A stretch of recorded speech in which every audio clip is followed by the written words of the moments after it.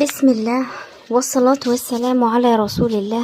اللهم صل وسلم وبارك على سيدنا محمد وعلى آله وأصحابه أجمعين.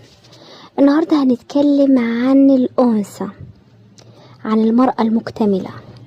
المرأة المكتملة مش معناها المرأة المثالية أو اللي ما عندهاش عيوب، هي المرأة اللي متصالحة مع نفسها حتى لو فيها نقص أو أخطاء، تعرف قيمتها من داخلها مش من كلام الناس، عندها توازن بين قلبها وعقلها، بتغلط وتتعلم بدل ما تكره نفسها، ما بتستناش حد يثبت لها إنها كفاية. يعني باختصار امرأة واعية بنفسها مش امرأة كاملة.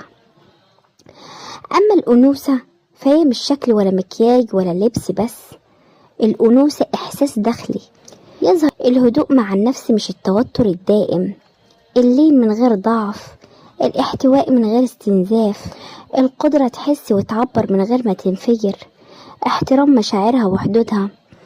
الأنوثة الحقيقية مش إنك تبقي لطيفة طول الوقت، لكن إنك تبقي حقيقية. طيب إزاي تبقي أنثى لنفسك؟ يعني إيه أصلا؟ يعني تبقي حنونة على نفسك زي ما بتبقي حنونة على غيرك. ده بيبدأ من حاجات بسيطة لكن عميقة. لما تغلطي ما تكسريش نفسك بالكلام القاسي، لما تتعبي ما تهمليش نفسك، لما تحسي بمشاعر سلبية ما تنكريهاش، لما تحبي نفسك مش لازم تستني حد يحبك الأول، لما تحطي حدودك بدون شعور بالذنب. كونك أنثى لنفسك معناها إنك تبقي مصدر الأمان لنفسك مش مصدر الضغط عليها. المرأة المكتملة مش معناها إنها ما فيهاش عيوب أو دايما قوية وما بتقعش، لا، هي الست اللي عارفة نفسها كويس، متصالحة مع نفسها ومش عايشة تحارب نفسها كل يوم. ممكن تتعب، ممكن تضعف، ممكن تغلط، بس ما بتقفش عند اللحظة دي وتكره نفسها بسببها. هي الست اللي جواها صوت هادي بيقولها أنا كفاية حتى لو مش كاملة، مش محتاجة تثبت لحد إنها حلوة أو ناجحة أو قوية طول الوقت، لأنها أصلا مش عايشة عشان ترضي الناس، هي عايشة عشان تكون هي. الأنوثة بقى مش شكل ولا لبس ولا طريقة كلام وبس، الأنوثة إحساس جواكي، إنك تكوني هادية مع نفسك حتى لو الدنيا مش هادية، إنك تحسي من غير ما تتكسري وتعبري من غير ما تضيعي نفسك. الأنوثة إنك ما تبقيش قاسية على نفسك، ما تكسريش قلبك بكلمة وحشة كل ما تغلطي، إنك تعرفي تحتوي نفسك زي ما كنت نفسك حد يحتويكي. الأنوثة كمان إنك تبقي قوية بس مش ناشفة، رقيقة بس مش ضعيفة، واضحة بس مش مؤذية. هي توازن غريب كده بين القلب والعقل، بين المشاعر والكرامة. وإنك تكوني أنثى لنفسك يعني إيه؟ يعني ما تبقيش ضد نفسك، يعني لما تتعبي ما تهمليش نفسك، ولما تحسي ما تنكريش إحساسك، ولما تغلطي ما تدفنيش نفسك بالذنب. يعني تبقي أول واحدة تاخدي بإيدك بدل ما تكوني أول واحدة تحكم عليكي، تبقى الحنان اللي نفسك فيه والأمان اللي بتدوري عليه. الحقيقة إن الأنوثة مش في إنك تبقي كاملة، الأنوثة في إنك تبقي صادقة مع نفسك ومتصالحة معاها ومش عايشة في صراع جواكي طول الوقت. الاهتمام بنفسك وأنوثتك مش موضوع شكلك قد ما هو إحساسك تجاه نفسك وطريقة تعاملك معاها. في ستات شكلهم بسيط جدا لكن فيهم أنوثة هادية وملفتة، وفي ستات شكلهم متكلف لكن من جوه مرهقين ومش حاسين بنفسهم. الفرق الحقيقي دايما بيكون من الداخل. لما تهتمي بنفسك الموضوع بيبدأ من انك ما تهمليش نفسك جواكي قبل ما تهملي شكلك بره.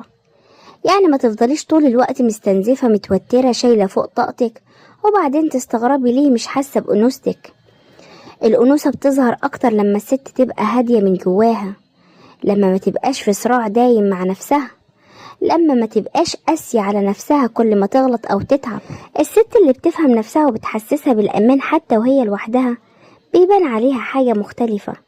الاهتمام بالنفس كأنوثة معناه انك ما تبقيش آخر واحدة في حياتك طول الوقت.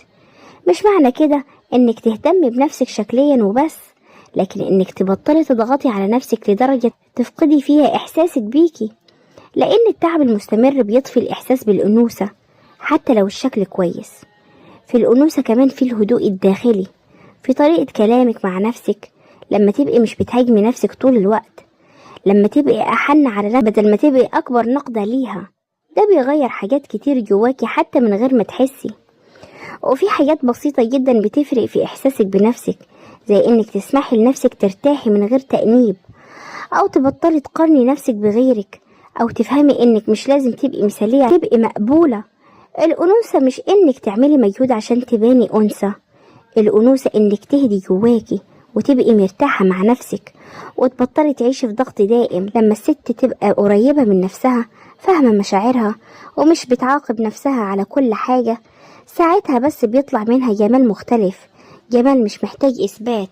الست مش بتفقد أنوثتها فجأة، ولا حد يقدر يقول عليها مش أنثى كحكم ثابت، لكن في حاجات بتخليها تحس إنها بعيدة عن أنوثتها هي نفسها. أول حاجة، لما تعيش طول الوقت في ضغط وتعب ومسؤوليات من غير أي مساحة لنفسها، الست هنا بتدخل في وضع النجاة مش الراحة، فتلاقي نفسها دايما مستعجلة، متوترة، شايلة فوق طاقتها، وبتتعامل مع الحياة كأنها معركة مش حياة.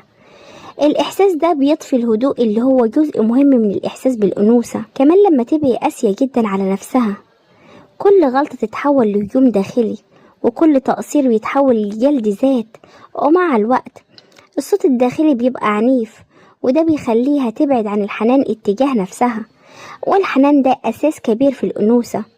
وفي كمان المقارنات المستمرة، لما تبص لنفسها دايما إنها أقل من غيرها، أو مش كفاية، أو لازم تبقى شكل تاني عشان تبقى مقبولة، الإحساس ده بيكسر أي راحة داخلية، وبيخليها مش حاسة بجمالها الحقيقي.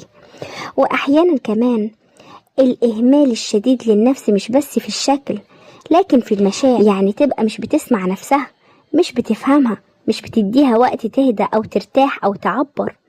مع الوقت الست بتحس إنها مقفولة من جواها. وفي حاجة مهمة جدا، لما الست تنسى نفسها تمام جوا الأدوار اللي عليها، أم أو زوجة أو بنت أو شغالة، لدرجة إنها ما بتبقاش عارفة هي مين غير الأدوار دي، هنا بتحس إنها فقدت جزء من هويتها الأنثوية، لأن الأنثى جواها محتاجة تبقى هي، مش بس وظيفها. بس المهم نفهم حاجة، ده مش معناه إن الأنوثة بتروح أو بتختفي، هي بس بتتغطى تحت التعب والضغط، وترجع تاني أول ما الست تهدى مع نفسها وتفهمها وتحتويها.